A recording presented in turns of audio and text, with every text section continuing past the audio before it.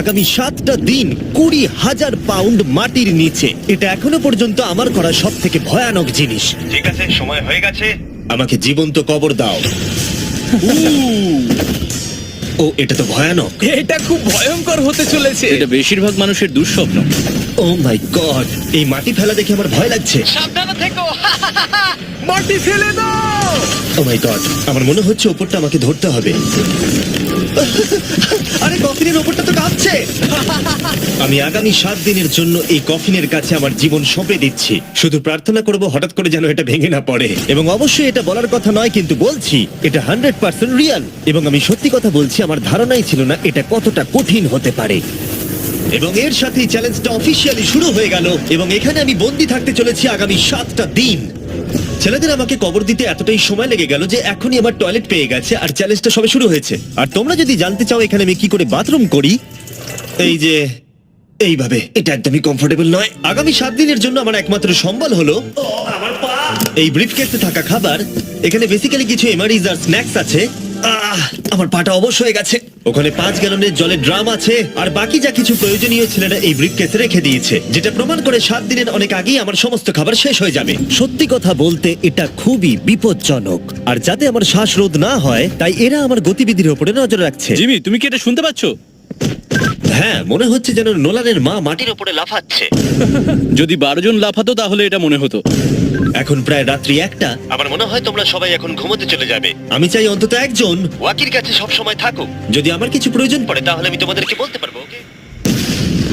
আর এখন আমার তেমন কিছু করারই নেই। আমি এতটাই বোর হয়ে গেছিলাম যে আমি মজা করবার জন্য কফিনের দেওয়ালে ঘুষি মারছিলাম। তারপরে আমার হাত ব্যথা করতে শুরু করলো, তাই আমি হাতে একটা মোজা পরে নিলাম যাতে আমার ব্যথা আর না লাগে। আমি মজা করবার জন্য পাগল হয়ে গেছিলাম। ও জিমি, ধন্যবাদ, আমি খুবই বোর হচ্ছিলাম। 1 সেকেন্ড। ও তোমরা কি করছো? আরে এটা তো আমাকে ভয় পাইয়ে দিয়েছে। তোমরা কি আমাকে একটু বলতে পারবে তোমরা কি করছো? দেখছো না আমার জীবন বাজিতে রাখা আছে। ঠিক আছে। দুর্ভাগ্যবশত ছেলেরা আমাকে কোনো কিছুই বলতে রাজি ছিল না। ওরা যেটা করছিল, একটা পাইপ সোজা কফিনের কাছাকাছি ঢুকিয়ে দিয়েছিল, ভ্যাকিউম দিয়ে মাটিটাকে পরিষ্কার, সরিয়ে দিল, তারপর পরিষ্কার। একটা সার্জিক্যাল ওয়্যার ক্যামেরা ঢুকিয়ে দিল আমাকে দেখার জন্য যে আমি কিরকম অবস্থায় আছি। আস্তে। আমি জানতাম এটাই হবে, জানতাম আমি। এবার ভেতরে যাও। মনে হচ্ছে যেন সার্জারি করছি। এরা কি করছে? আমার পায়ের উপরে একটা মাছি ঘোরাঘুরি করছে। বেরিয়ে যাও এখান থেকে। ভালো করে ধরো এটা। হ্যাঁ, আরেকটু নামাও। ও ক্যামেরাটা সরাও। ও, আমরা দেখতে পেয়েছি। মজা পেয়েছো? জিমি। Good night Jimmy. আর যখন দ্বিতীয় দিন হতে চলেছিল, বয়েজরা আমাকে ছেড়ে আরভিতে সময় কাটাতে চলে গেল। আর তারপরে আমি কি করব ভেবেই পাচ্ছিলাম না। তাই আমি ভাবলাম সেকেন্ড ব্রিফকেসটা খুলে একবার দেখি যে ভেতরে ছেলেরা কি কি দিয়েছে। ওই দেখো কার্ডটা খুলছে। এটা কি নোলানের মা? আমি একটা ফটো পেয়েছি তোমার মায়ের। ভাই এটা তুমি করেছো? বলো এটা কি আমি করেছে? করিনি। নোলান, এটা কি তোমার মা? ও মাই গড, বুকে নিয়ে শুয়ে আছে। ও মাই গড। এই ছবিটা হারিয়ে ফেলার বদলে আমি যদি ভাবি এই চ্যালেঞ্জটা আমাকে কি জন্য কুইট করতে হবে, প্রথমত ভিতরে পুপ করা যাবে না, তারপরে পিঠে ব্যথা, পিঠে ব্যথা, পিঠে ব্যথা, আর হয়তো আরো বেশি পিঠে ব্যথা। আর তোমরা অবশ্যই বলতে পারো এটা এখনই আমার জন্য কঠিন হয়ে উঠছিল, আর প্রতিবারের মতোই তোমরা বাজি ধরতে পারো যে এটা আরো খারাপ হতে চলেছে। এখন খুব জোর। আমার কফিনটা তো রীতিমতো কাঁপছে। জিমি ভূমিকম্প হচ্ছে। ও মাই গড। দাঁড়াও, এটা আবার কি? আমি এইমাত্র দেখলাম আমার কফিনের একটা স্ক্রু ঢিলা হয়ে গেছে। ওর কফিনের স্ক্রুগুলো খুলে যাচ্ছে। পেসের জন্য তুমি মজা করছো না? হ্যাঁ, পেসের জন্য। এটা কি চিন্তার বিষয় যে ইতিমধ্যেই একটা স্ক্রু খুলে গেছে? ফুল ভলিউম দাও। তোমরা আসলে কি করছো বলো তো?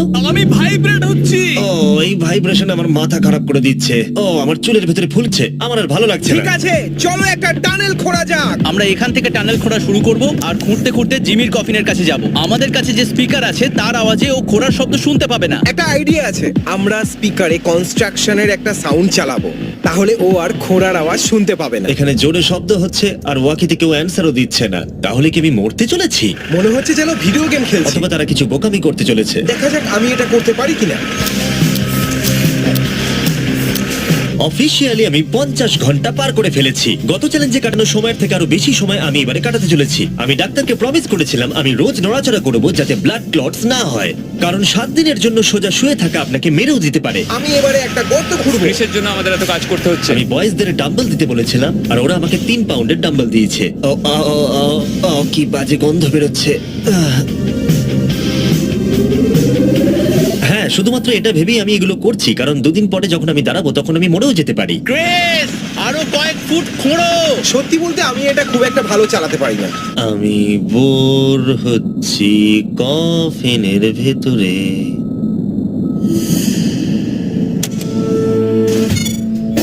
আমরা সারা রাত জেগে এই টানেলটা খোঁড়ার চেষ্টা করেছি, আর ওকে এটা করার জন্য টাকা দিইনি। এটা কি সেফ?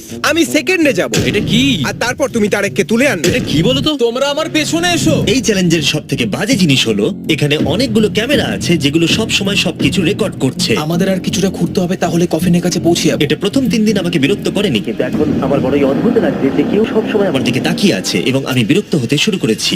ও আমরা পৌঁছে গেছি। এই তো দেখা যাচ্ছে। এটা আবার কিসের শব্দ শোনা যাচ্ছে? Hi Jimmy. কি? Hi Jimmy. জিমি, জিমি, তুমি আমাদের দেখতে পাচ্ছ? আমি নোলানের কপাল দেখতে পাচ্ছি। তুমি ওর কপালটাকে মিস করছো। তোমাদের এই সুড়ঙ্গটা খুঁড়তে কতক্ষণ লাগলো? মোটামুটি সারা রাত জিমি।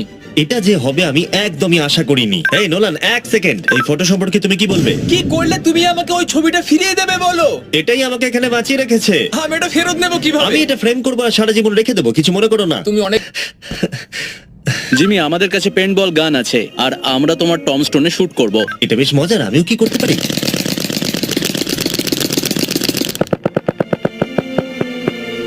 আমি জানি না ওদের কি বলা উচিত। জিমি, তুমি ভেতরে মজা করার জন্য কি করছো? কিচ্ছু নয়, আমি মানসিক যন্ত্রণায় আছি। তুমি কি পুপ করেছো? আমি সত্যি অনেক পুপ করতে চাই, কিন্তু আমি দেখতে চাই এটা আমি 2 দিন চেপে রাখতে পারি কিনা। আমি জানি না কেন, কিন্তু কোনো কিছুই করবার মতো মোটিভেশনই পাচ্ছি না। আমি এখানে 5 দিন ধরে শুয়ে আছি আর আমার নিজের খাবার তৈরি করার মতো এনার্জিটাও নেই। আর যেহেতু এখানে বাথরুম করাটাও এতটাই ডিফিকাল্ট, জিজ্ঞাসা করো না কি করে, কিন্তু ভুল করে আমার প্যান্টে একটু টয়লেটও লেগে গেছে, আর সেই জন্য আমি আমার প্যান্টের ওই অংশটাকে কেটে ফেলে দিচ্ছি।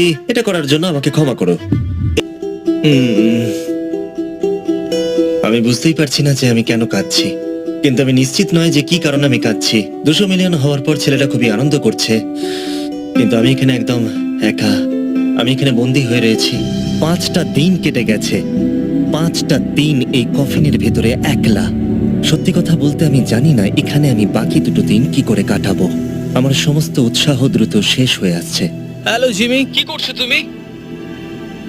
ও কিছু বললো না ও বেঁচে আছে তো? নোলান, তোমাকে ধন্যবাদ জানাই, তুমি দেখছো যে আমি বেঁচে আছি কিনা। তুমি কিন্তু ওখানে এখন ঠিক আছো তো? আর শিপ জিমির মনে হয় এখন আর কিছু ভালো লাগছে না, এখনো একদিন কাটাতে হবে আর ও খুব ভেঙে পড়েছে। আমি সবটুকু দিয়ে তোমাদের সাথে কথা বলছি কন্টেন্টটা ভালো করতে, কিন্তু সত্যি কথা বলতে কথা বলার এতটুকু এনার্জিও নেই। আমি শুধু এখান থেকে বেরোতে চাই। এবার ওর মাথা খারাপ হয়ে যাচ্ছে। ওকে খুশি করার উপায় ভাবতে হবে, তাই আমি কিছু জনকে নিয়ে আসি। আমি জানি না আমার বলাটা উচিত হবে কিনা, কিন্তু আমি আমার সমস্ত পি বটলগুলো ইউজ করে ফেলেছি, আর যদি আমার এখন টয়লেট পায় তাহলে আমাকে খাবারটা খেতে হবে আর প্যাকেটের ভেতরে টয়লেট করে বন্ধ করে রাখতে হবে। আমি জানি এটা বেশি ইনফরমেশন দেওয়া হয়ে যাচ্ছে, এই চ্যালেঞ্জটা সত্যি ডিসগাস্টিং, তাই আমি বেরোতে চাই। আমি এতটাই বোর হয়ে গেছিলাম যে হয়তো এই পৃথিবীর একটাই জিনিস পারতো আমাকে আনন্দ দান করতে। জিমি, আমি কাউকে নিয়ে এসেছি। কাকে নিয়ে এসেছো? আমার প্যারেন্টস কে। ও, আপনারা কেমন আছেন? ভালো। মাটির তলায় থাকা কালীন তুমি কি নোলানের মায়ের ব্যাপারে কিছু কথা বলছিলে? না না, সেরকম কিছু নয়।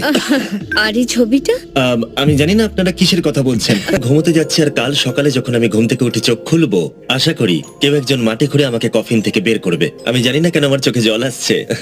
আমি এর আগে কখনো এতটা এক্সাইটেড হইনি আমার গোটা জীবনে। আমি আর অপেক্ষা করতে পারছি না কালকের সূর্যের আলো দেখবার জন্য। কালকে সকালে দেখা হচ্ছে, এটা দারুণ হতে চলেছে। শেষ রাতে ঘুমোবার সময় আমি এটাই ভাবছিলাম, চ্যালেঞ্জটা শেষ হওয়ার পর আগামীকাল সকালে আমি উঠে দাঁড়াতে পারবো কিনা। এটা সাধারণ ব্যাপার নয় কোনো নড়াচড়া না করে 7 দিন টানা শুয়ে থাকা। বয়েজ, আজকে অফিসিয়ালি 7 দিন হয়ে গেছে। আমি জানি তোমাদের বেশি পরিশ্রম পছন্দ নয়, কিন্তু তোমরা কি আমাকে ঘুরে বার করবে? আমরা তোমাকে বের করছি জিমি। এটা চ্যালেঞ্জের সব থেকে জঘন্য পার্ট, কারণ আমাকে অপেক্ষা করতে হচ্ছে কখন আমার স্টুপিড ফ্রেন্ডরা আমাকে খুঁড়ে বার করবে। আর এদিকে আমার টেনশনও হচ্ছে যে উঠে দাঁড়াবার পর আমি যেন মরে না যাই।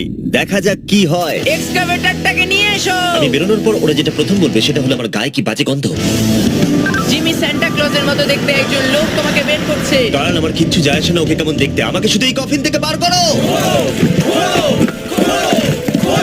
যে কোনো মুহূর্তে ওপরের মাটিগুলো সরে গিয়ে সূর্যের আলো দেখা যাবে, আর অপেক্ষা করতে পারছি না। ও, এই তো এক্সক্যাভেটর। ও, এটা তো ভয়ানক।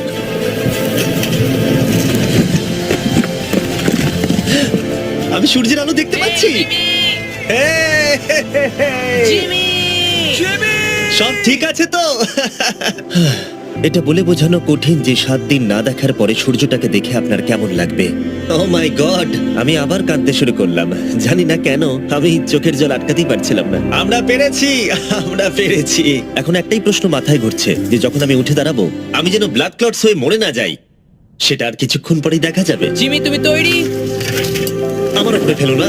ও ওখান থেকে কি গন্ধ বেরোচ্ছে? আমি জানতাম তোমরা এটা বলবে। এটা আমি একটু আগেই বলেছি।